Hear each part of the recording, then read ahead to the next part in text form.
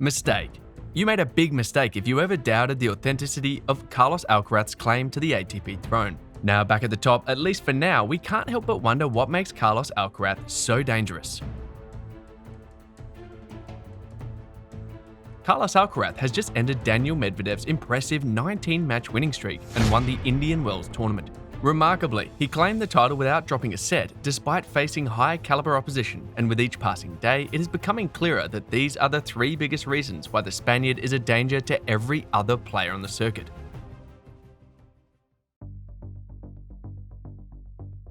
Alcaraz has the complete skill set to trouble his opponents, and the amount of ways he can beat you is simply insane. In a thrilling display of athleticism and shot-making, Carlos can serve and volley,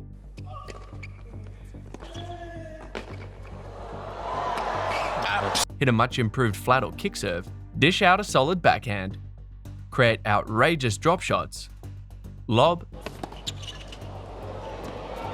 oh no way, and produce consistent ground strokes off the forehand and backhand. With compact swings, he can easily change direction and use his opposition's pace against them at a moment's notice. The 19-year-old has no problems coming to the net. God, this guy has so many options, so you just never know what to expect from him. But let's get into the details. Alcaraz keeps his ground stroke preparation very short, and an efficient motion is key to the explosiveness he often generates. The 19-year-old's forehand motion starts very early, and he often positions his body and starts his backswing well before the ball even touches the ground. With this, he is able to stay aggressive, taking the ball early and putting opponents on the back foot. And then we've got his forehand, which he unloads with crazy amounts of topspin.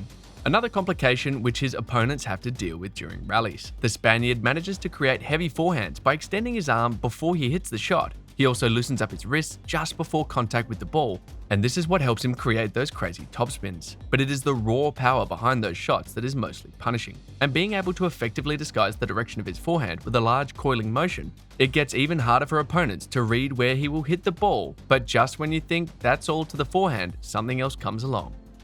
The drop shots. After pushing opponents backwards with his pulverizing forehands, what follows are usually clinical drop shots. It is refreshing to see him bring this strategy back into fashion. By cleverly changing grip at the last second, he is able to create drop shots with the perfect disguise, leaving opponents chasing a feather when they expect another thunderbolt. The second reason why Alcaraz is so difficult to play is because of the intensity he brings with him. His combination of baseline power and court coverage smothers players before they even get the chance to find their rhythm. This keeps the Spaniard in control of the rallies and prevents the opponent from playing his game. We recently saw how he outgunned a smoking hot Daniil Medvedev, who was the most informed player on the tour. Magnificent return. You might say the wind and the slow court affected Medvedev, but nothing changes the fact that Alcaraz produced a masterclass. Carlos has an intensity that makes you imagine the amount of effort he puts into every ball.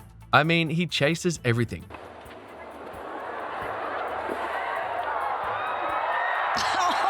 Even the Spaniard admitted that the pressure he puts on his opponents with each shot is his biggest weapon. For the player, aggressiveness in every action is non-negotiable. This philosophy has produced great results so far. One of the ways he has been able to up the ante is by adding up to 3 kilos of muscle since his ATP debut. This claim was confirmed by his coach, Juan Carlos Ferrero. By engaging his legs and generating power from down to up, the 8-time ATP title winner is able to force the action. A notable example of where Alcaraz displays the intensity in his game is when returning, and you only need to look back at his game against Medvedev again to see that he won 59% of points when returning Daniil's second serves. Playing Alcaraz keeps you on your toes because the moment you play a short ball or a low-quality shot, boom, he hits you with a thunderous shot. But the intensity isn't just on his offense. Unlike other players who make lots of errors and questionable decisions when you move them around, Carlos digs deep and is always prepared to counter.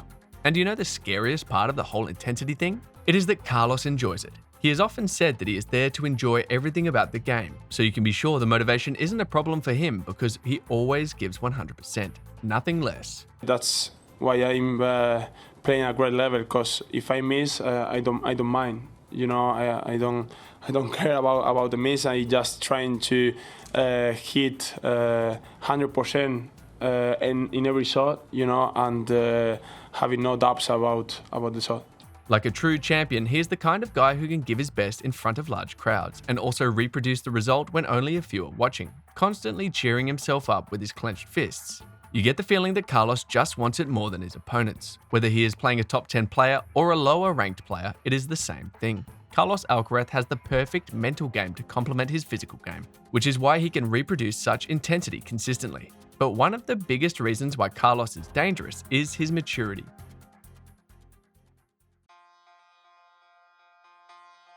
Carlos symbolizes youthful energy and exuberance, but unlike many of the other young players, the teenager seems to be doing pretty well at handling all the pressure. He has managed to remain humble despite his astounding achievements. But it's not just in his attitude. Another pointer to his growing maturity is in his game. He managed to win the Indian Wells this year while not really starting off at his best, which is exactly what champions do. The 19-year-old has been playing exceptionally high percentage tennis, and he surely has the confidence to reproduce such results regardless of whom he is facing. He has managed to keep his composure and stay in the moment, focusing on only the next point, which is reminiscent of his compatriot Rafael Nadal's own teenage breakthrough. The 22-time Grand Slam winner set many youngest player ever records, some of which Carlos has broken. Until last year, it remained the Novak-Rafa show. Of course, Medvedev had his moments in 2021 and came close last year. However, other next-gen players could only do so much. But if there is anything we've seen now, it is that Carlos Alcaraz is far more dangerous than any other next-gen player. He is simply the best of the new kids on the block. When he defeated Novak, he became the youngest player to defeat a world number 1 in 17 years. When he won the 2022 US Open, he became the youngest world number 1 in history. Last year, despite missing what would have been his first ATP Finals in Turin, he managed to hold on to finish the year as the youngest Open-era year-end number 1. And when he missed this year's Australian Open and recovered only to get injured again in Rio, many fans thought that it would take a while to see him return to the top. But just a few weeks after, he's already back as world number 1. Back like he'd never gone away. He is also the youngest player to win the Rio, Miami, and Madrid Opens, as well as the youngest to complete both legs of the Sunshine Double. At 19, he has reached 100 victories faster than anyone, and it took him only 132 matches. He is the second youngest player, only behind Rafael Nadal, to win 3 Masters 1000 titles at the time of this recording. Alcaraz is a well-rounded player like Novak Djokovic and a true warrior like Rafa, and he is a worthy successor. A nice hopeful transition from the big three, so it is no surprise that he is often compared to them because it is for good reason. It is very easy to root for the Spaniard because he is one of the greatest talents we've seen in a while. He may still be a long way from achieving what the big three have done. For instance, it will take him many years to surpass 22 Grand Slam titles and until the end of 2039 to surpass Rafael Nadal's record of consecutive weeks in the top 10, just to mention a few. But if most fans are to place a bet on who is more likely to surpass the big three, it is this man, who has the edge more than anyone else if he manages to stay healthy. Although his return to number 1 came at a time when Rafael Nadal was injured and Novak not playing in the US, the situation is what it is, and it doesn't make his achievements any less amazing, seeing that he also had to miss big tournaments due to his own injuries. With more matchups against the remaining active GOATs of tennis and against other exciting players such as Sinner, Tsitsipas, Zverev, Rune, Medvedev, and the others, we are going to be in for a treat. But for now, Carlos Alcaraz rules. Just how good is Carlos Alcaraz really? Find out in this next video.